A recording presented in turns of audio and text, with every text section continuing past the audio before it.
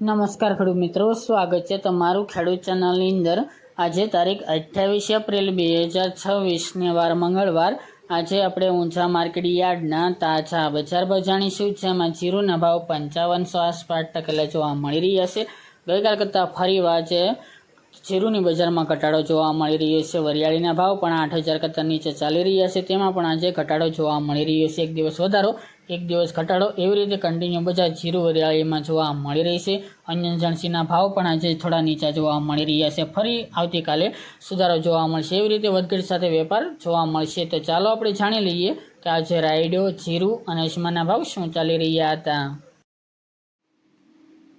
ખેડૂત મિત્રો, આજે આપણે ઊંઝા માર્કેટ યાર્ડના બજાર ભાવ જાણીએ તો જીરુ 3400 થી 5525 રૂપિયા, સુવા 1236 થી 1800 રૂપિયા, મેથી 1175 થી 1175 રૂપિયા, ઈસબગુલ 2205 થી 2881 રૂપિયા, અજમો 1000 થી 3416 રૂપિયા અને વરિયાળી 1090 થી 7600 રૂપિયા।